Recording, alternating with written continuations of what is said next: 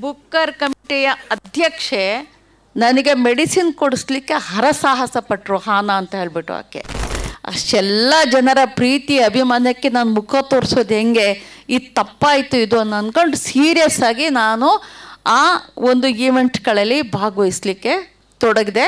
ನನಗೆ ಅದು ಸಿಗಲೇಬೇಕು ಬುಕ್ಕರ್ ಅಂತ ನಾನು ಅಲ್ಲಿಗೆ ಹೋದ್ಮೇಲೆ ತೀರ್ಮಾನ ಮಾಡಿದ್ದು. And the prize goes to heart lab. ಮತ್ತು ನಾನು ಅದೇ ಹಳೆಯ ಭಾನುವೆ ನಿಮ್ಮ ಎದುರಿಗೆ ಇರುವಂಥದ್ದು.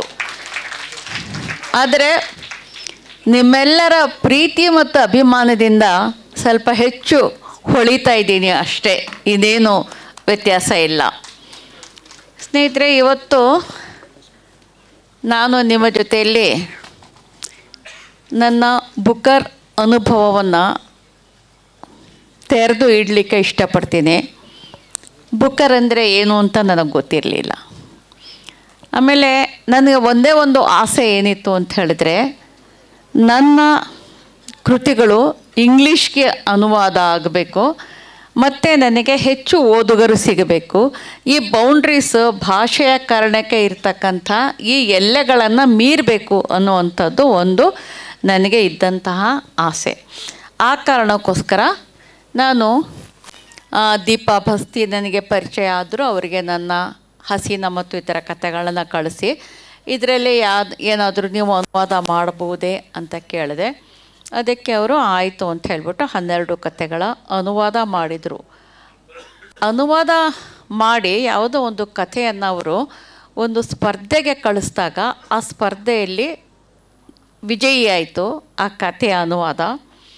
ಆನಂತರ ಅದು ಇಂಗ್ಲೀಷ್ಗೆ ಪಬ್ಲಿಷ್ ಮಾಡಲಿಕ್ಕೆ, ಇಂಗ್ಲೀಷ್ನಲ್ಲಿ ಪಬ್ಲಿಷ್ ಮಾಡಲಿಕ್ಕೆ ಒಬ್ಬರು ಪಬ್ಲಿಷರ್ ಸಿಕ್ಕಿದ್ರು, ಆ್ಯಂಡ್ ಅದರ್ ಸ್ಟೋರೀಸ್ ಅಂತ.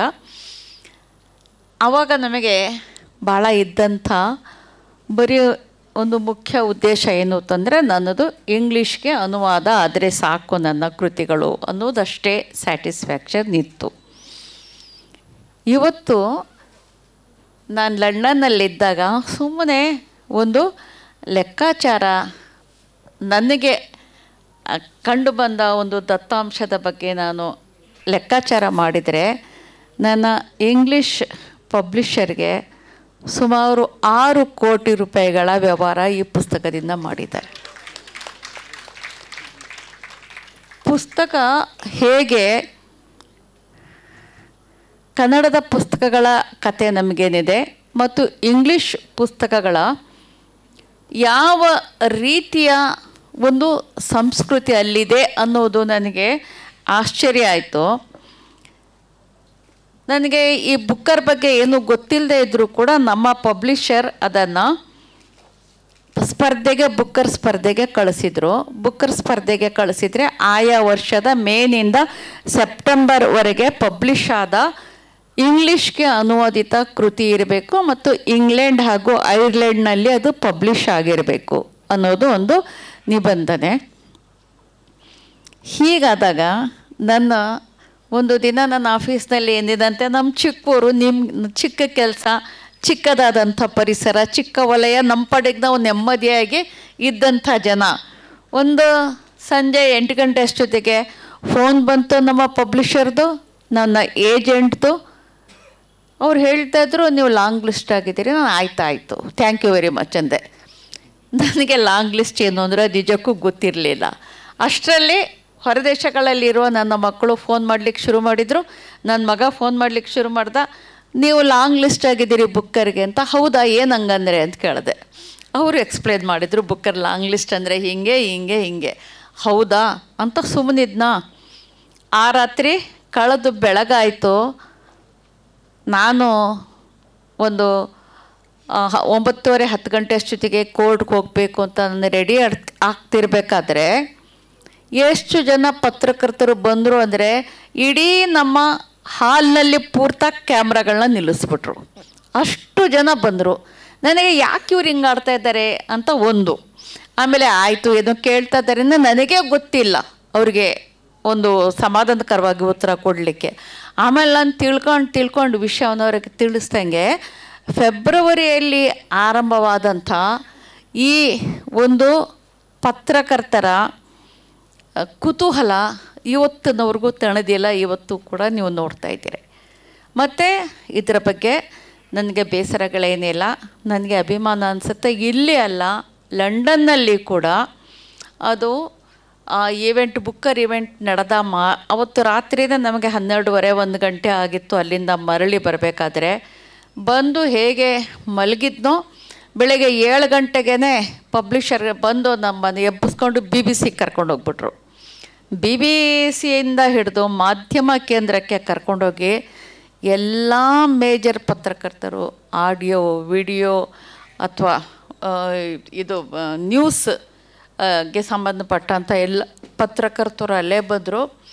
ಸುಮಾರು 10 ಇಂಟರ್ವ್ಯೂಗಳನ್ನು ಕೊಟ್ಟಿದ್ದೀನಿ ಅಲ್ಲಿ. ಆಮೇಲೆ ಅಲ್ಲಿ ಹೇಗೆ ಆಗ್ತಾ ಬಂತು ಅಂದರೆ ನನಗೆ ಬರೀ ಸುಸ್ತಾಗಿ ತೊಡಗ್ತು. ಏನಾಯಿತು ಅಂತಲೇ ಗೊತ್ತಾಗ್ತಿಲ್ಲ. ಸುಸ್ತು ಯಾಕೆ ಸುಸ್ತಾಯಿತು ಅಂದರೆ ಊಟನೇ ಮಾಡಿಲ್ಲ, ತಿಂಡಿನೂ ಮಾಡಿಲ್ಲ. ಆಮೇಲೆ ನನ್ನ ಮಕ್ಕಳು ಜೊತೆಲಿದ್ದರು. ಸಮೀನಾ ನನ್ನ ಜೊತೆ ಇದ್ದಾಳೆ. ಅವಳು ಒಂಥರ ತಾಯಿ ಹಂಗೆ. 3 ಜನ ಹೆಣ್ಮಕ್ಳು ನನಗೆ. ನಾನು ಲಂಡನ್ಗೆ ಹೋಗಬೇಕು ಅಂತ ಹೇಳಿದರೆ ಇಡೀ ಒಂದು ರಾತ್ರಿ ನಿದ್ರೆ ಇಲ್ಲದೆ ಕಳೆದೆ. ಲಂಡನ್ಗೆ ಹೆಂಗೆ ಹೋಗೋದು, ಅಲ್ಲಿ ನಾನು ಏನು ಮಾಡೋದು, ಊಟಕ್ಕೆ ಏನು ಮಾಡೋದು, ಎಲ್ಲಿ ಸುತ್ತಾಡೋದು, ಬರೀ ಇದೇ ಚಿಂತೆಗಳು. ನೋಡಿದರೆ ನನಗೆ ಗೊತ್ತಿಲ್ದಂಗೆ ಅವಳ ಜಾಗದಲ್ಲಿ ಟಿಕೆಟ್ ಬುಕ್ ಮಾಡಿಸ್ದಾಳೆ. ಅವಳು ಎಲ್ಲ ಅವ್ರವ್ರ ಸಂಸಾರ ಸಮೇತ ಬುಕ್ ಮಾಡಿಸ್ಬಿಟ್ಟು ಮಗನಿಗೆ ಮಾತ್ರ ಇದು ಪಾಸ್ಪೋರ್ಟ್ ಇಶ್ಯೂ ಆಯಿತು, ಅದಕ್ಕೆ ಅವನು ಬರಲಿಲ್ಲ. ಬಾಕಿ 3 ಜನ ಹೆಣ್ಮಕ್ಳು ಹಳೆಯದ್ರ ಜೊತೆ ಮೊಮ್ಮಕ್ಕಳ ಜೊತೆ ಸೀದಾ ನನ್ನನ್ನು ಜೊತೆಯಲ್ಲಿ ಕರ್ಕೊಂಡು ಕೈ ಹಿಡ್ಕೊಂಡು ಲಂಡನಿಗೆ ಕರ್ಕೊಂಡೋದ್ರು.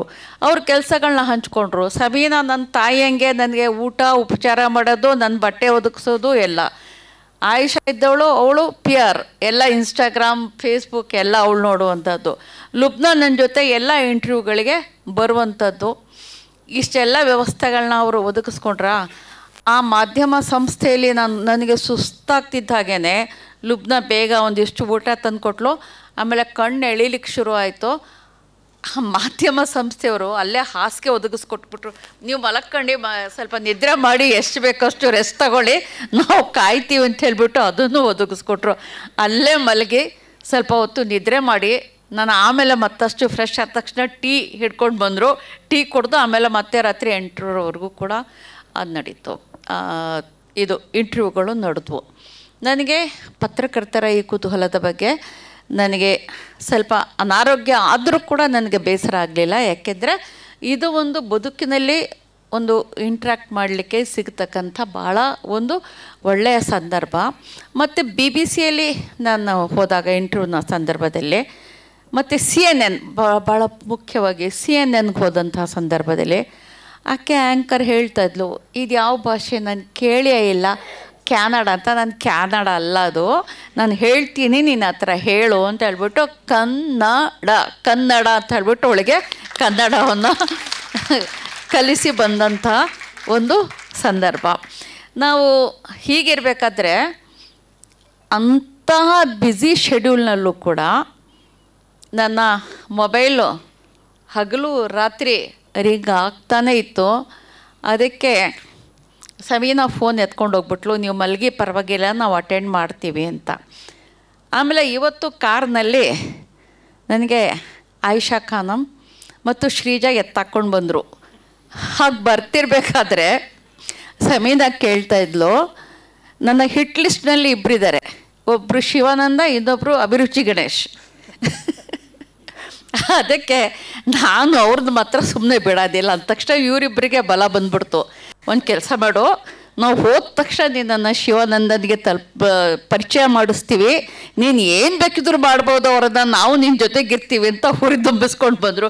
ಸದ್ಯ ಏಕೆಂದರೆ ಶಿವಾನಂದ ನನ್ನನ್ನು ಎಷ್ಟು ಅವ್ರು ಸಂಪರ್ಕ ಮಾಡ್ತಾಯಿದ್ರು ಅಂತ ಹೇಳಿದ್ರೆ, ಏನೇ ಮೂಮೆಂಟ್, ಯಾವ ಗಳಿಗೆಯಲ್ಲಿ ಹಗಲು ಅವ್ರಿಗೆ ಅದೇನಂತ ಅಪಾರ ಖುಷಿಯಾಗಿತ್ತು, ಅದೇನು ಸಂಭ್ರಮ ಪಡ್ತಾಯಿದ್ರು, ಅದೆಷ್ಟು ಅವ್ರನ್ನ ನನ್ನನ್ನು ಸಂಪರ್ಕ ಮಾಡ್ತಾಯಿದ್ರು. ಮತ್ತು ಬಿಡ್ದಂಗೆ ನನ್ನನ್ನು ಹಿಡ್ದಾಕೆ ಕರ್ಕೊಂಡು ಈ ಸಭೆಯಲ್ಲಿ ನಿಮ್ಮ ಎದುರಿಗೆ ಕೂರಿಸಿದ್ದಾರೆ. ನಿಜವಾಗಿಯೂ ನಾನು ಅವರಿಗೆ ಚಿರಋಣಿಯಾಗಿದ್ದೀನಿ. ನಾನು ಇನ್ನೂ ಒಂದು ಘಟನೆ ನಡೀತು.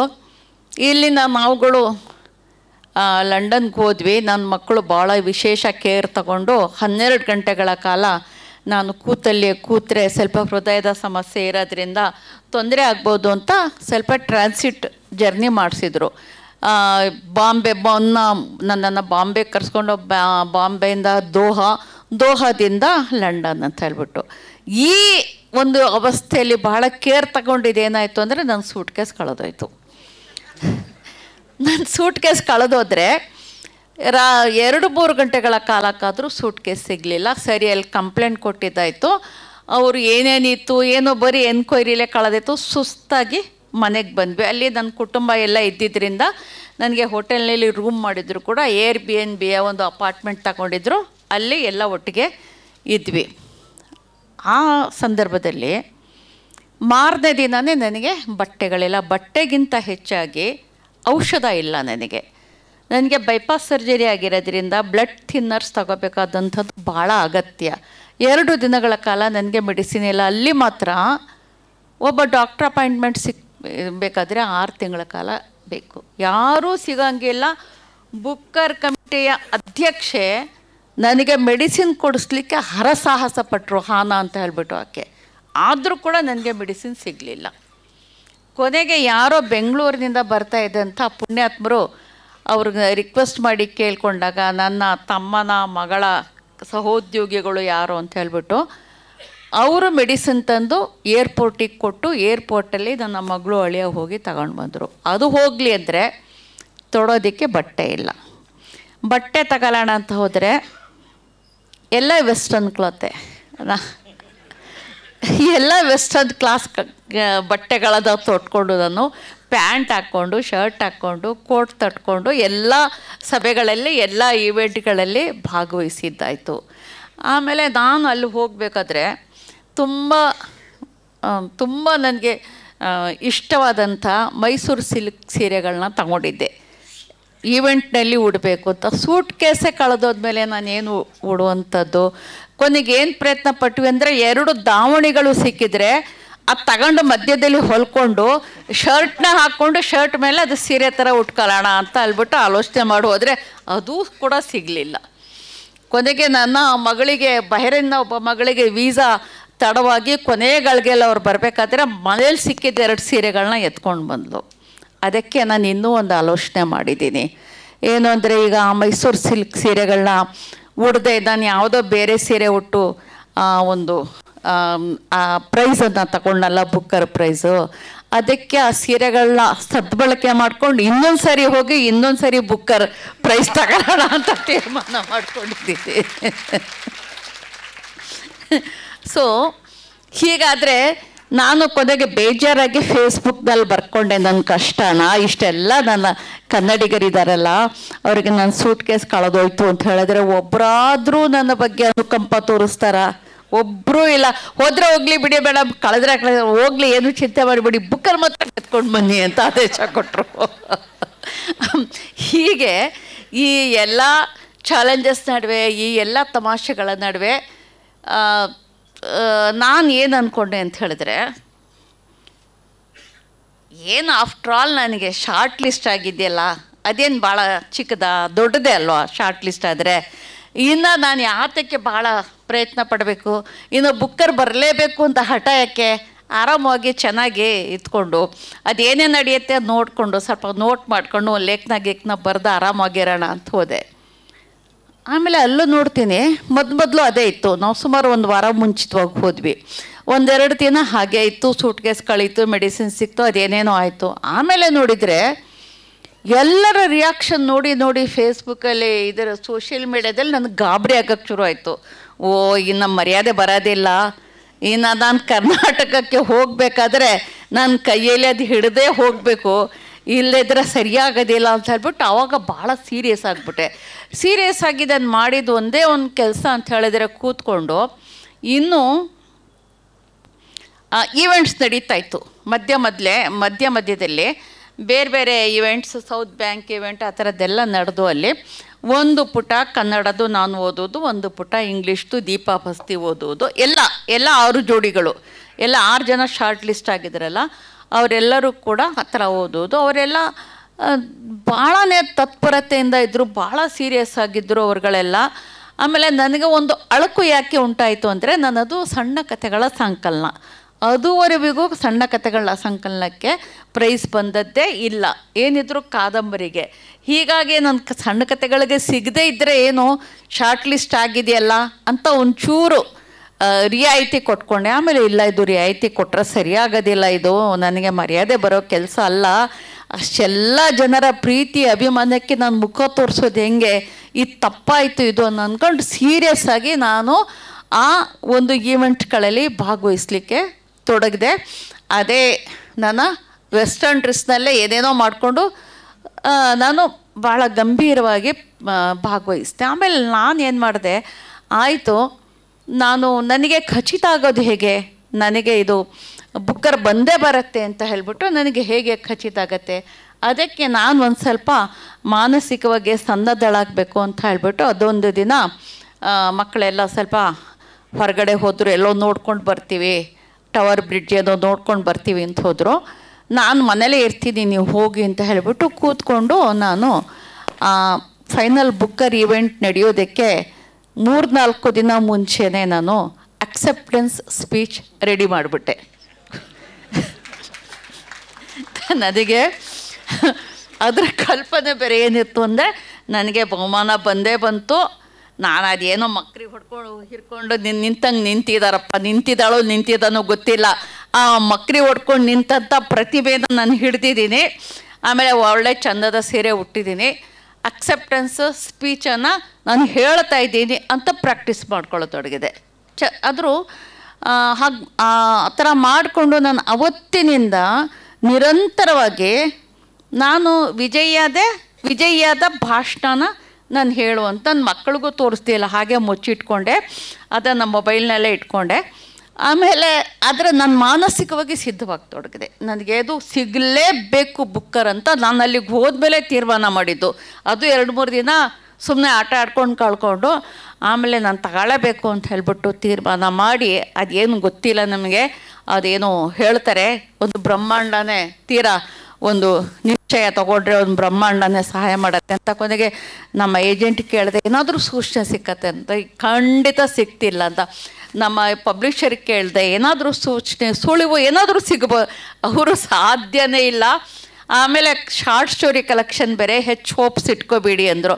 ನಾನು ಯಾಕೆ ಇಟ್ಕೋಬಾರ್ದು, ಯಾಕೆ ಅವನಿಗೆ ದಟ್ಟಿಸಿ ಕೇಳಿದೆ ಆ ಹೆಣ್ಮಗಳಿಗೆ, ತಾರಾ ಯಾಕೆ ನಾನು ಇಟ್ಕೋಬಾರ್ದು, ಖಂಡಿತವಾಗಿಯೂ 100 ಅಲ್ಲ 500% ಒಂಥರ ಕನ್ನಡಿಗರದು ಇದೆಯಲ್ಲ, ದಾಷ್ಟ್ಯ ಇದೆಯಲ್ಲ, 500% ಐ ಆಮ್ ಕನ್ಫರ್ಮ್ಡ್, ನಾನು ಪಾಸಿಟಿವ್ ಆಗಿ ಇದ್ದೀನಿ, ನಂಗೆ ಸಿಗಲೇಬೇಕು ಅಂತ ಹೇಳ್ಬಿಟ್ಟು ಅವ್ರ ಮೇಲೂ ಎಲ್ಲ ಜೋರು ಮಾಡಿಕೊಂಡು ಹೊರಟೆ. ಆಮೇಲೆ ಬುಕ್ಕರ್ ಈವೆಂಟ್ ಹೇಗಿರುತ್ತೆ ಅಂದರೆ, ಒಬ್ಬಳಿಗೆ ನನಗೆ ಆಥರ್ಗೆ ಒಂದು ಇನ್ವಿಟೇಷನ್ ಪ್ಲಸ್ ಒಬ್ಬರಿಗೆ ಸಿಗತ್ತೆ.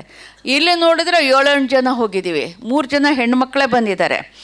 ಅಲ್ಲೂ ಕೂಡ ಅವರು ಆ ಹುಡುಗಿಯರು ರಾಜಕೀಯ ಮಾಡಿಬಿಟ್ರು.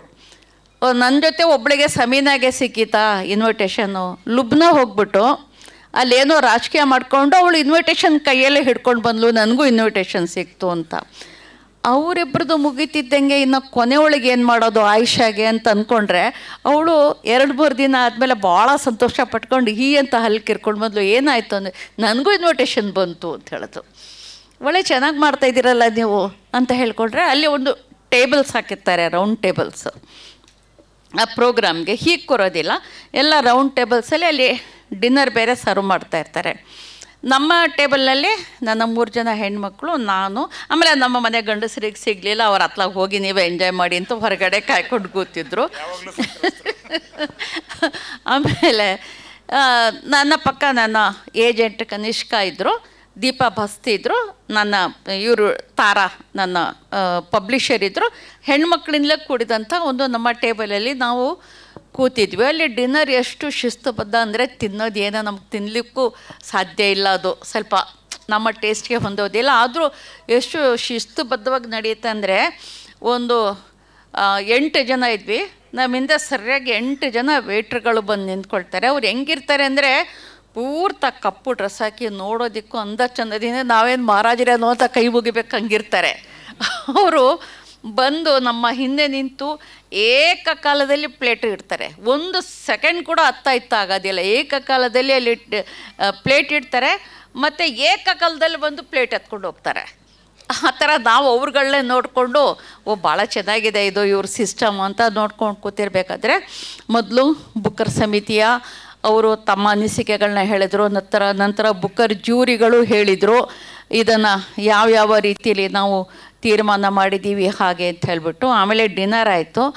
ಆಮೇಲೆ ಜ್ಯೂರಿಯ ಅಧ್ಯಕ್ಷರು ಅವರು ಬಂದು ಭಾಷಣ ಮಾಡಲಿಕ್ಕೆ ಶುರು ಮಾಡಿದರು. ಅದಕ್ಕಿಂತ ಮುಂಚೆ ಒಂದು ವಿಡಿಯೋ ಬಂತು ನಮ್ಮ ಮೊಬೈಲ್ಗಳಿಗೆ. ಏನು ಅಂತ ಹೇಳಿದರೆ, ಒಬ್ಬ ಇಂಗ್ಲೀಷ್ ಹೆಣ್ಮಗಳು AI ಬಳಸಿ ಕನ್ನಡ ಮಾತಾಡೋದು. ಬಹುಶಃ ನೀವುಗಳು ನೋಡಿರ್ಬೋದು ಅದನ್ನು ಅಂತ ಅನ್ಸುತ್ತೆ. AI ಬಳಸಿ ಅದರ ನೆರವಿನಿಂದ ಅದರ ಉಚ್ಚಾರಣೆಯನ್ನು ಅನುಸರಿಸಿ ಕನ್ನಡ ಮಾತಾಡಲಿಕ್ಕೆ ಶುರು ಮಾಡ್ತಾಳೆ. ಸ್ವಲ್ಪ ಚೆನ್ನಾಗಿತ್ತು, ಸ್ವಲ್ಪ ತಮಾಷೆಯಾಗಿತ್ತು. ನಾನು ನನ್ನ ಮಕ್ಕಳು ಮಾತಾಡ್ಕೊಂಡ್ವಿ, ಏನಿದು, ಏನಾದರೂ ಸೂಚನೆನಾ ಇದು ಕನ್ನಡಕ್ಕೆ ಸಿಗತ್ತೆ ಅಂತ ಹೇಳ್ಬಿಟ್ಟಿದ್ರೆ, ಇಲ್ಲ ಇದು ನಮಗೆ ಬಂದಿದೆ, ಎಲ್ಲ ಭಾಷೆಯವ್ರಿಗೂ ಅವ್ರವ್ರಿಗೆ ಆ ವಿಡಿಯೋಗಳು ಬಂದಿರ್ಬೋದು ಅಂದ್ಕೊಂಡು ಮತ್ತೆ ಅದನ್ನು ನಾವು ಮನಸ್ಸಿಂದ ಕಿತ್ತಾಕಿ ಕೂತ್ಕೊಂಡ್ವಿ. ಅಷ್ಟರಲ್ಲಿ ಆ ಜ್ಯೂರಿ ಹೇಳಲಿಕ್ಕೆ ಹೋದರು. ಸ್ವಲ್ಪ ಅವರು ಬೇರೆ ಬೇರೆ ವಿಚಾರಗಳ ಬಗ್ಗೆ ಮಾತನಾಡಿ ಕೊನೆಗೆ ಹೇಳಿದ್ರು, and the prize goes to hot lamp ಅಂದ ತಕ್ಷಣ ಅದೇನು ಅದ್ಭುತ ಆಯಿತು ಅನ್ಸಿದ್ರೆ ನಾನು ಸುಮ್ಮನೆ ಹಿಂಗೆ 2 ಕ್ಷಣ ಕೂತ್ಕೊಂಡ್ಬಿಟ್ಟೆ. ನನ್ನ ತಲೆನ ಬ್ಲ್ಯಾಂಕ್ ಆಗೋಯ್ತು. ಹಾಗೆ ನೋಡಿದರೆ ಇವು 3 ಕೂಡ ಕರ್ನಾಟಕ ಸ್ಟೈಲಲ್ಲಿ ಕುಣಿತಾ ಇವೆ ಹಂಗೆ ಅಲ್ಲ ಪೂರ್ತ. ನಾನು ಯಾಕೆ ಹಿಂಗೆ ಆಮೇಲೆ ನನ್ನ ಅರಿವಿಗೆ ಬಂತು, ಇವರು ಇಷ್ಟು ಗಲಾಟೆ ಎಬ್ಬರಿಸಿ ಊಟ ಮಾಡಿ ಕುಣಿದು ಡ್ಯಾನ್ಸ್ ಮಾಡಿ ಎಲ್ಲ ಮಾಡ್ತಿರ್ಬೇಕಾದ್ರೆ ಹೌದು ನಮಗೆ ಬಂದಿದೆ ಇದು, ಕನ್ನಡಕ್ಕೇ ಬಂದಿದೆ ಇದು ಬಹುಮಾನ ಅಂತ ಹೇಳ್ಬಿಟ್ಟು ನನಗೆ ಅನಿಸಿಕೆ ಆಗಿ ನಾನು ತೀರಾ ಎಮೋಷ್ನಲ್ ಆಗಲಿಲ್ಲ. ನಾನು ಆ ವಿಡಿಯೋಗಳನ್ನ ನೋಡಿದ್ದೀನಿ. ಬುಕ್ಕರ್ ಬಹುಮಾನಗಳನ್ನ ಸ್ವೀಕರಿಸುವ ಆಥರ್ಗಳು ಎಲ್ಲ ತೀರಾ ಎಮೋಷ್ನಲ್ ಹಾಕಿ ಕಣ್ಣೀರು ಹಾಕ್ಕೊಂಡು ಆ ಥರ ಎಲ್ಲ ಮಾತಾಡ್ತಾರೆ. ನಮಗೇನಿಲ್ಲ, ನಮ್ಮ ಬಂಡಾಯ ಸಾಹಿತ್ಯ ಸಂಘಟನೆ ಒಂದು ಕಾರ್ಯಕ್ರಮದಲ್ಲಿ ಭಾಗವಹಿಸ್ದಂಗೆ ಸೀದಾ ಎದ್ದು ಹೋದೆ. ಅಲ್ಲಿ ನಿಂತ್ಕೊಂಡು ನಾನು ನನ್ನ ಮೊಬೈಲ್ನ ಇದು ಮಾಡ್ಕೊಂಡು ನನ್ನ ಭಾಷಣ ನಾನೇನು ರೆಡಿ ಮಾಡ್ಕೊಂಡಿದ್ದೆ ಅದು ಎಷ್ಟು ಕಾಕತಾಳೀಯ ಅಂತ ಹೇಳಿದರೆ, ನಾನು ಆಡಿದಂಥ ಅರ್ಧಕ್ಕಿಂತ ಹೆಚ್ಚು ಮಾತುಗಳು ಆ ಜ್ಯೂರಿಯ ಅಧ್ಯಕ್ಷರಾದ ಮ್ಯಾಕ್ಸ್ ಪೋರ್ಟರ್ ಅವರು ಆಡಿದಂಥ ಮಾತಿಗೆ ಸಮಾನವಾಗಿದ್ವು.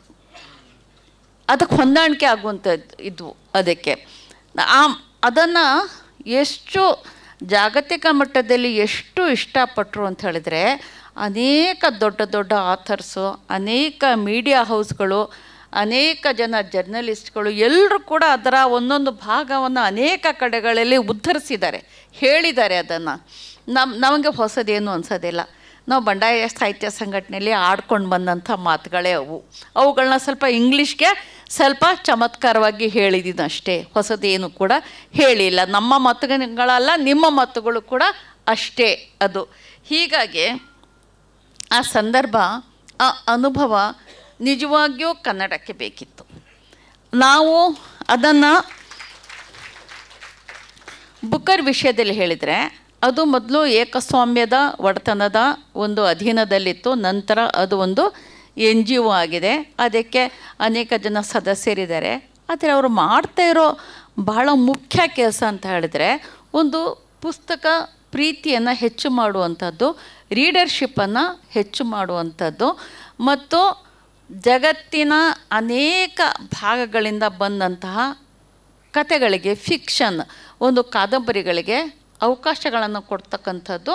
ಮಾರ್ಜಿನಲೈಸ್ಡ್ ಪದ ಅಲ್ಲಿ ಬಳಸೋದೇ ಇಲ್ಲ, ಅದು ಅವ್ರಿಗೆ ಗೊತ್ತೂ ಇಲ್ಲ.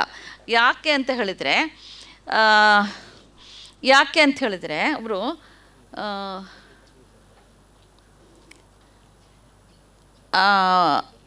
ಅಲ್ಲಿ ಬಂದಿದ್ದಂಥ 5 ನನ್ನದಲ್ಲದೆ ಇದ್ದಂಥ 5 ಕತೆಗಳು ಕೂಡ ಕ್ರಿಯೇಟಿವ್ ರೈಟಿಂಗ್ನಲ್ಲಿ ಮಾಸ್ಟರ್ಸ್ ಪದವಿ ಪಡೆದವರಿಂದ ಬರವಣಿಗೆ ಆಗಿತ್ತು. ಅಲ್ಲಿ ನಮ್ಮ ಹಾಗೆ ಗ್ರಾಸ್ ರೂಟಿಂದ ಬರೆಯೋದಿಲ್ಲ, ನಮಗೆ ಬೇಕು ಅಂತ ಬರೆಯೋದಿಲ್ಲ, ಹೆಂಗೆ ಬೇಕು ಹಂಗೆ ಬರೆಯೋದಿಲ್ಲ. ಆದರೆ ಬಹಳ ರೆಗ್ಯುಲರ್ ಆಗಿ ಕಾಲೇಜ್ಗೆ ಹೋಗಿ ಇಲ್ಲಿ ಆರ್ಟ್ಸ್, ಸೈನ್ಸ್, ಕಂಪ್ಯೂಟರ್ ಕಲಿತಾರಲ್ಲ, ಹಾಗೆ ಕ್ರಿಯೇಟಿವ್ ರೈಟಿಂಗ್ ಕಾಲೇಜನ್ನು ಸೇರ್ತಾರೆ. ಆ ಕ್ರಿಯೇಟಿವ್ ರೈಟಿಂಗ್ನಲ್ಲಿ ಮಾಸ್ಟರ್ಸ್ ಪದವಿಯನ್ನು ಪಡೆದಂಥವರು ಆ ಕಾದಂಬರಿಗಳನ್ನ ಬರೆದಿದ್ರು. ಅವುಗಳು ಅಲ್ಲಿ ಸಬ್ಮಿಟ್ ಆಗಿದ್ದಂಥವು. ಅವ್ರು ಹೇಳ್ತಾಯಿದ್ರು ಚರ್ಚೆಗಳಲ್ಲಿ, ಮ್ಯಾಕ್ಸ್ ಪೋರ್ಟರ್ ನನಗೆ ಹೇಳಿದರು, ಅವ್ರುಗಳಿಗೆಲ್ಲ ಕಲಿಸ್ತಕ್ಕಂಥ ಮೂಲಭೂತ ಪಾಠ ಅಂತ ಹೇಳಿದರೆ, ಜಡ್ಜ್ಮೆಂಟಲ್ಲಿ ಆಗಬೇಡಿ, ನಿಮ್ಮ ಕಥೆಗಳಲ್ಲಿ ಪಾತ್ರಗಳ ಬಗ್ಗೆ ಜಡ್ಜ್ಮೆಂಟಲ್ಲಿ ಆಗಬೇಡಿ, ಯಾರ ಪರವಾಗಿಯೂ ನೀವು ಬದ್ಧತೆಯಿಂದ ನಿಲ್ಲಬೇಡಿ ಅಂತ. ನಾನು ತಲೆ ಚಚ್ಕೊಂಡೆ, ಎಲ್ಲ ಕಣ್ರಪ್ಪ, ನಮ್ಮದು ಎಲ್ಲದಕ್ಕಿಂತ ಉಲ್ಟಾ, ನಾವು ಮೊದಲೇ ಬದ್ಧತೆಯಿಂದ ಒಂದು ಕಡೆ ನಿಂತ್ಬಿಟ್ಟಿರ್ತೀವಿ. ನಮಗೆ ಕಮಿಟ್ ಆಗಬೇಕು, ನಮಗೆ ಒಂದು ಬದ್ಧತೆ ಇದೆ, ಈ ಮಾರ್ಜಿನಲೈಸ್ಡ್ ಶೋಷಿತರ ಪರವಾಗಿ ಮತ್ತು ಇಲ್ಲದವರ ಪರವಾಗಿ ನಾವು ನಿಲ್ಲಲೇಬೇಕು ಅನ್ನೋದು ಮೊದಲಿನಿಂದಲೇ ನಾವು ಶತಾಯಗತಾಯ ತೀರ್ಮಾನ ಮಾಡ್ಕೊಂಡು ಹೋಗುವಂಥದ್ದು. ಇವರು ಜಡ್ಜ್ಮೆಂಟಲ್ಲಿ ಆಗಬಾರ್ದು, ಇಂಥ ಜನಗಳ ಬಗ್ಗೆ ಅವರ ಪರವಾಗಿ ನಿಲ್ಲಕೂಡ್ದು ಅನ್ನುವಂಥ ಪಾಠ ಇವು ಹೇಳ್ತಾ ಇದ್ದಾವಲ್ಲ, ಇವ್ರಿಗೇನಾಗಿದೆ ಇದು ಅಂತ ನನಗನ್ನಿಸ್ಬಿಡ್ತು.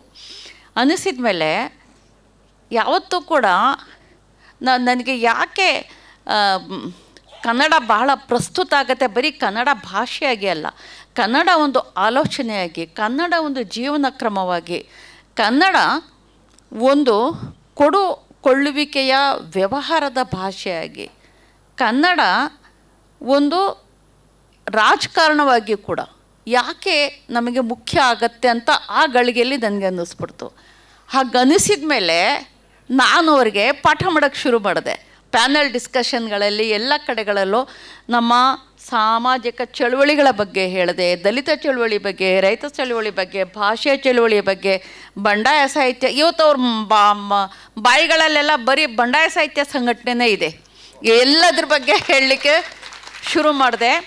ಮತ್ತು ನಮಗೆ ಹೇಗೆ ಬದ್ಧತೆ ಅನ್ನೋದು, ಕಮಿಟ್ಮೆಂಟ್ ಅನ್ನೋದು ನಮ್ಮ ಕರ್ನಾಟಕದ ಲೇಖಕರ ಮೂಲಭೂತ ಗುಣ, ಅದನ್ನು ನಾವು ಹೇಗೆ ಇಂಬೈಬ್ ಮಾಡ್ಕೊಂಡಿದ್ದೀವಿ, ಅದು ಯಾಕೆ ಅಗತ್ಯ ಅನ್ನೋದನ್ನು ಮನವರಿಕೆ ಮಾಡಿಕೊಟ್ಮೇಲೆ ಸರಿ ನಿಮ್ಮ ಮಾತು ಕೂಡ ಸರಿ, ನಾವು ಕಾಲೇಜ್ಗಳಲ್ಲಿ ಓದ್ತಾ ಇರೋದು, ಕಲಿಸ್ತಾ ಇರೋದು, ನಾವು ಯಾವುದೇ ಬದ್ಧತೆ ಇರಬಾರ್ದು, ಯಾವುದೇ ಜಡ್ಜ್ಮೆಂಟಲ್ ಆಗಿ ಇರಬಾರ್ದು ಅನ್ನುವಂಥದ್ದು, ನಾವು ಇದು ಚರ್ಚಾಸ್ಪದ ವಿಷಯ ಆಗ್ಬಿಡ್ತು ಇನ್ಮೇಲೆ ಅಂತ ಹೇಳಿದ್ರು. ಕನ್ನಡ ಸಾಹಿತ್ಯ ಚರಿತ್ರೆಯ ಬಗ್ಗೆ ಹೇಳಿದೆ ಅವ್ರಿಗೆ. ಕನ್ನಡ ಸಾಹಿತ್ಯ ಚರಿತ್ರೆಯಿಂದ ಹೇಗೆ ಒಂದೇ ಸರಿಗೆ 3 ಕವಲುಗಳು ಒಡೆದವು, ದಲಿತ ಸಾಹಿತ್ಯ, ಸ್ತ್ರೀವಾದಿ ಸಾಹಿತ್ಯ ಮತ್ತು ಮುಸ್ಲಿಂ ಸಂವೇದನೆಯ ಸಾಹಿತ್ಯಗಳು ಅನ್ನೋದ್ರ ಬಗ್ಗೆ ಪಾಠ ಮಾಡಿ ಬಂದವರಿಗೆ. ಏಕೆಂದರೆ ನಮಗೆ ಒಂದು ಗ್ರಿಪ್ ಮಾತ್ರ ಬೇಕು, ಒಂದು ತಿಳುವಳಿಕೆ ಕೂಡ ಬೇಕು, ಆಮೇಲೆ ನಾವು ಅವ್ರನ್ನ ಆವರಿಸ್ಬಿಡ್ತೀವಿ, ಬಿಡೋಂಗಿಲ್ಲ ಅದು. ಹೀಗೆ ಬುಕ್ಕರ್ ಬಂತು, ಬುಕ್ಕರ್ ಪ್ರಶಸ್ತಿನೂ ಬಂತು, ಮತ್ತು ಅವ್ರುಗಳಿಗೆ ಪಾಠ ಕೂಡ ನಾನು ಮಾಡಿ ಬಂದೆ ಅಂತಕ್ಕಂಥ ವಿಷಯವನ್ನು ನಿಮ್ಮೆದುರಿಗೆ ಹೇಳಿ,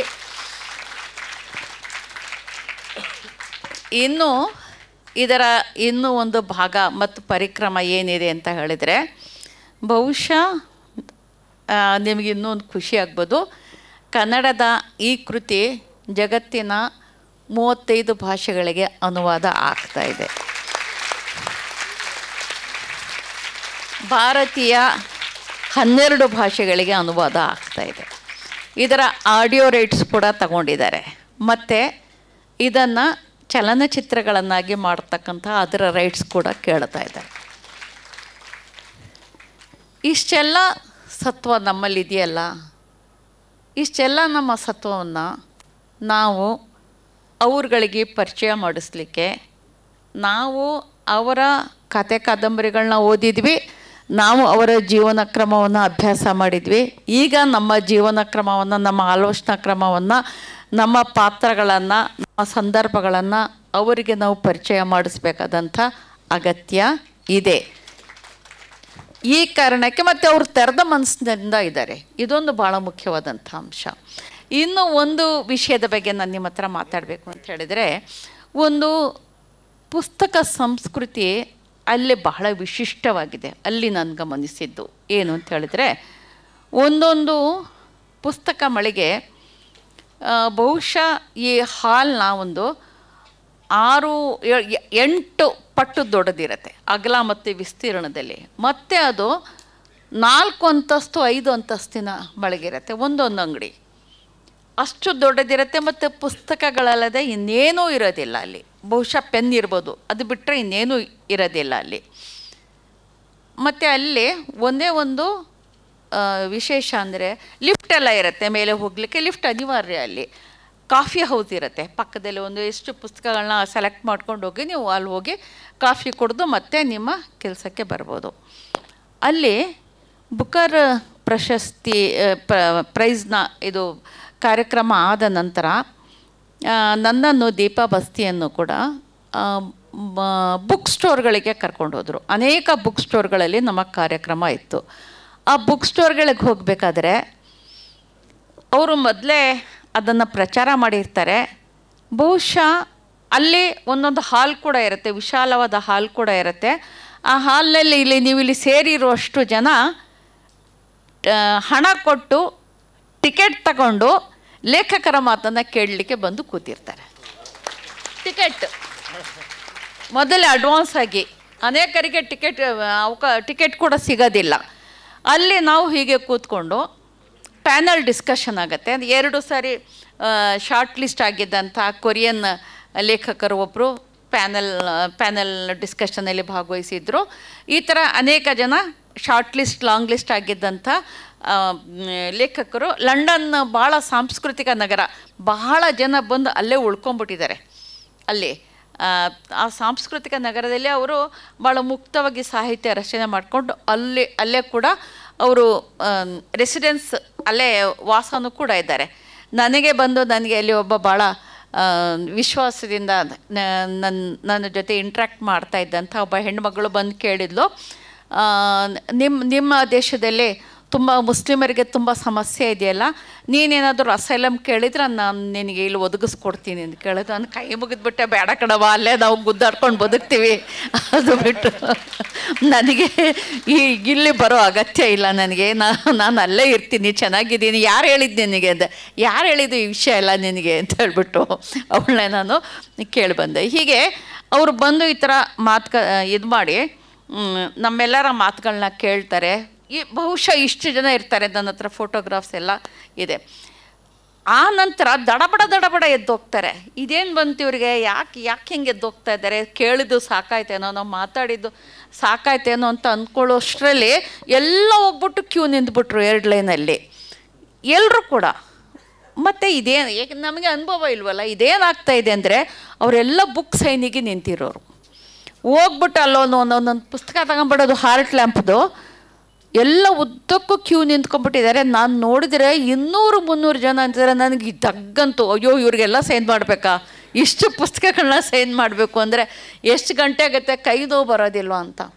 ಆದರೂ ಕೂಡ ಖುಷಿ ಆಯಿತು, ನೋಡಿ ಸಂತೋಷ ಆಯಿತು. ಅವರೆಲ್ಲರಿಗೂ ಸೈನ್ ಮಾಡಿದೆ ನಾನು. ಮತ್ತು ಪ್ರತಿ ಪುಸ್ತಕದಲ್ಲೂ ಕೂಡ ಕನ್ನಡದಲ್ಲೇ ಸೈನ್ ಮಾಡಿದ್ದೀನಿ ನಾನು.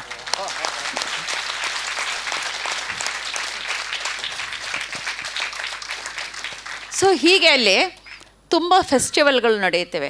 ಅಲ್ಲಿ ನಮಗೆ ವೇಲ್ಸ್ ಪ್ರಾಂತದ್ದು ಒಂದು ಹೇ ಫೆಸ್ಟಿವಲ್ನಲ್ಲಿ ಭಾಗವಹಿಸಬೇಕು ಅಂತ ನನ್ನನ್ನು ಕೇಳಿದರು. ಆಯಿತು ಅಂತ ಹೇಳಿದೆ. ಅದು ಲಂಡನ್ನಿನ 4 ಗಂಟೆಗಳ ಪ್ರಯಾಣ ಕೂಡ ತುಂಬ ಚೆನ್ನಾಗಿದೆ. ಆಮೇಲೆ ನಾವು ಅಲ್ಲಿಂದ ಹಳ್ಳಿಗಡ್ನಲ್ಲಿ ಹೋಗ್ತಿದ್ರೆ ನನಗನ್ನಿಸ್ತು, ನನಗೇನಾದರೂ ಕಣ್ಣು ಮುಚ್ಚಿಲ್ಲಿ ಕರ್ಕೊಂಡು ಬಂದು ಎಲ್ಲಿದ್ದೀರಿ ನೋಡಿ ಹೇಳಿ ಅಂದರೆ ನಾನು ಹೇಳ್ತೀನಿ ಇದು ಸಕಲೇಶಪುರ, ಇಲ್ಲ ಕೊಡಗು, ಅಥವಾ ಇದು ಕೇರಳ ಅಂತ. ಸೇಮ್ ತದ್ರೂಪಿ ವಾತಾವರಣ ಅಲ್ಲಿದೆ. ಅದೇ ರೀತಿ ಬೆಟ್ಟಗುಡ್ಡಗಳು, ಅದೇ ರೀತಿ ಒಂದು ರೀತಿಯಲ್ಲಿ ಪ್ಲ್ಯಾಂಟೇಷನ್ಗಳು, ಹಸುಗಳು, ಕರುಗಳು ಎಲ್ಲ ಮೇಯ್ತಿರೋದು, ಮತ್ತು ತಣ್ಣನೆ ವಾತಾವರಣ, ತಂಪಿಂದು ಎಲ್ಲ ಅದೇ ಥರ ಇತ್ತು. ಅಲ್ಲಿ ಒಂದು ಪುಟ್ಟ ಗ್ರಾಮ, ಅದು ದೊಡ್ಡ ಗ್ರಾಮ ಏನೂ ಅಲ್ಲ, ಪುಟ್ಟ ಗ್ರಾಮ. ಅಲ್ಲಿದ್ದಂಥ ಎಲ್ಲ ಮನೆಗಳನ್ನು ಕೂಡ ಒಂದು ರೂಮ್ ಏನೋ ಅವರು ಉಳ್ಕೊಂಡು ಬಾಕಿದೆಲ್ಲವನ್ನು ಕೂಡ ಬಾಡಿಗೆಗೆ ಕೊಟ್ಬಿಡ್ತಾರೆ ಹೇ ಫೆಸ್ಟಿವಲ್ ಕಮಿಟಿಗೆ. 11 ದಿನ ನಡೆಯುತ್ತೆ ಅದು ಹೇ ಫೆಸ್ಟಿವಲ್. ಹಾಗೆ ನಡೆದಾಗ ಸುಮಾರು ಒಂದು ದೊಡ್ಡ ಆ ಮನೆಗಳಂತೂ ಇವೆ. ಆದರೆ ಆ್ಯಕ್ಚುಲಿ ಕಾರ್ಯಕ್ರಮ ನಡೆಯುವಂಥ ಜಾಗದಲ್ಲಿ ಜರ್ಮನ್ ಟೆಂಟ್ ಮೂಲಕ ದೊಡ್ಡ ಏರಿಯಾದಲ್ಲಿ ಜರ್ಮನ್ ಟೆಂಟ್ ಹಾಕಿರ್ತಾರೆ. ಅಲ್ಲಿ 40 ಪುಸ್ತಕದ ಅಂಗಡಿಗಳಿವೆ. ಆ 40 ಪುಸ್ತಕದ ಅಂಗಡಿಗಳಲ್ಲಿ ಪುಸ್ತಕ ತಗೊಳ್ಳಿಕ್ಕೆ ಪ್ರತಿದಿನ 25,000 ಜನ ಅಲ್ಲಿಗೆ ವಿಸಿಟ್ ಮಾಡ್ತಾರೆ, ಆ ಪುಟ್ಟ ಹಳ್ಳಿಗೆ. ಈಗ ಹೇ ಫೆಸ್ಟಿವಲ್ಗೆ ಬಂದು ಹೋಗಿದ್ದೀನಿ ನಾನು. ಈಗ ಮತ್ತೆ ಜೂನ್ 13ಕ್ಕೆ ಲಂಡನ್ಗೆ ಹೋಗ್ತಾ ಇದ್ದೀನಿ. ಮತ್ತು ಆಗಸ್ಟ್ನಲ್ಲಿ ಎಡಿನ್ಬರಾ ಫೆಸ್ಟಿವಲ್ಲು, ಹೀಗಾಗಿ ಮುಂದಿನ ವರ್ಷದ ಆಗಸ್ಟ್ ತಿಂಗಳವರೆಗೂ ಕೂಡ ಸಿಲೋನ್, ಆಸ್ಟ್ರೇಲಿಯಾ, ನ್ಯೂಯಾರ್ಕ್, ಬಾಲಿ ಮತ್ತು ಇನ್ಯಾವುದು ಊರುಗಳ ನನಗೆ ಹೆಸರು ನೆನಪಿಲ್ಲ, ಅಲ್ಲಿಗೆಲ್ಲ ಟೂರ್ ಪ್ರೋಗ್ರಾಮ್ ಈಗಾಗಲೇ ಫಿಕ್ಸ್ ಆಗಿಬಿಟ್ಟಿದೆ ನಂದು. ಅಷ್ಟು ವ್ಯಾಪಕವಾದಂಥ ರೀತಿಯಲ್ಲಿ ಪ್ರವಾಸ ಕೂಡ ಮಾಡಬೇಕಾಗಿದೆ. ಏಕೆಂದರೆ ಅದು ಒಂಥರ ಪ್ರಮೋಷನ್ ಆಗುತ್ತೆ, ನನ್ನ ವರ್ಕ್ಸ್ ಪ್ರಮೋಷನ್ ಆಗುತ್ತೆ. ಲೇಖಕಿಯಾಗಿ ನಾನು ಅಲ್ಲಿದ್ದು ನನ್ನ ಮಾತುಗಳನ್ನು ಆಡಿದರೆ, ಬರೀ ಪುಸ್ತಕದ ಬಗ್ಗೆ ನಾನು ಆ ಥರದ ಒಂದು ಮಾತನಾಡಿದರೆ ಆಸಕ್ತರು ಬಂದು ನನ್ನ ಮಾತುಗಳನ್ನ ಕೇಳಿ ಅಲ್ಲಿ ಪುಸ್ತಕಗಳನ್ನ ಕೊಂಡು ಸಹಿ ಹಾಕಿಸ್ಕೊಂಡು ಹೋಗ್ತಾರೆ. ಮತ್ತು ಸಹಿ ಹಾಕಿಸಿದ ಪುಸ್ತಕ ಅವ್ರು ತಗೊಳ್ಳೋದೇ ಇಲ್ಲ ಬಹಳ ಹೆಚ್ಚಿನ ಜನ. ಆಮೇಲೆ 3-4 ಪುಸ್ತಕ ತಗೊಳ್ತಾರೆ. ಇದು ನನ್ನ ಅಮ್ಮನಿಗೆ, ನನ್ನ ಅಕ್ಕನಿಗೆ, ನನ್ನ ಹೆಂಡತಿಗೆ ಸೈನ್ ಮಾಡಿಕೊಡಿ, ಇಂಥ ಹೆಸರು ಬರೆದು ಸೈನ್ ಮಾಡಿಕೊಡಿ ಅಂತ. ಅವ್ರಿಗೆಲ್ಲ ಅವ್ರ ಹೆಸರು ಬರೆದು ನಾವು ಆಲ್ ದ ಬೆಸ್ಟ್ ಹೇಳಿಬಿಟ್ಟು ನಾವು ಸೈನ್ ಮಾಡಿಕೊಡ್ಬೇಕು. ಅದು ಆ ಸೈನ್ ಮಾಡಿದ ಪುಸ್ತಕಗಳನ್ನ ಅವ್ರು ಕೊಡುವಂಥದ್ದು. ಇಷ್ಟೆಲ್ಲ ಒಂದು ಭಾಳ ಗ್ಲಿಂಪ್ಸ್ ಕೊಟ್ಟಿದ್ದೀನಿ, ಒಂಚೂರು ನೋಡಿದ ಒಂದು ನೋಟ ನಾನು ನಿಮ್ಮ ಎದುರಿಗೆ ಇಟ್ಟಿದ್ದೀನಿ. ಮತ್ತು ಬುಕ್ಕರ್ ಅನ್ನುವಂಥದ್ದು ಅದ್ಭುತವಾದ ಅನುಭವ. ಆ ಅನುಭವ ನನ್ನ ವೈಯಕ್ತಿಕವಾದಂಥ ಅನುಭವ ಆದರೂ ಕೂಡ ಇದೆಷ್ಟು ಸಾಮುದಾಯಿಕವಾದಂಥ ಒಂದು ಪರಿಣಾಮವನ್ನು ಬೀರ್ತು ಅಂತ ಹೇಳಿಬಿಟ್ಟು ನನಗೆ ತುಂಬಾ ಸಂತೋಷ ಇದೆ. ಇಲ್ಲಿ ಮತ್ತೆ ನಿಮ್ಮಲ್ಲಿ ಯಾವ ಜಾತಿ, ಜನಾಂಗ ಅಥವಾ ದ್ವೇಷದ ಭಾಷೆ ಅಥವಾ ಇನ್ನೊಂದು ಯಾವುದೇ ರೀತಿಯ ದ್ವೇಷ ಕಂಡುಬರಲಿಲ್ಲ. ಎಲ್ಲ ಏಕ ರೀತಿಯಲ್ಲಿ ಅಭಿಮಾನಪೂರ್ವಕವಾಗಿ ಅತ್ಯಂತ ಸಂತೋಷದಿಂದ ಕನ್ನಡದ ಬಗ್ಗೆ ಅಪಾರ ಪ್ರೀತಿಯನ್ನು ತೋರಿಸಿದ್ರಿ, ಅಪಾರ ಸಂತೋಷವನ್ನು ಹಂಚ್ಕೊಂಡ್ರಿ ಮತ್ತು ಅದನ್ನು ನನಗೂ ಕೂಡ ಕೊಟ್ರಿ. ನಾನು ನಿಮ್ಮಗಳ ಬಗ್ಗೆ ತುಂಬ ಆಭಾರಿಯಾಗಿದ್ದೀನಿ, ತುಂಬ ಸಂತೋಷದಿಂದ ಇದ್ದೀನಿ. ತುಂಬ ವಂದನೆಗಳು. ನನ್ನನ್ನು ಇಲ್ಲಿ ಕರೆದು ನಿಮ್ಮ ಜೊತೆಯಲ್ಲಿ ಮಾತನಾಡಲಿಕ್ಕೆ ಅವಕಾಶ ಕೊಟ್ಟಂಥ ನಿಮಗೆಲ್ಲ ನನ್ನ ನಮಸ್ಕಾರಗಳು.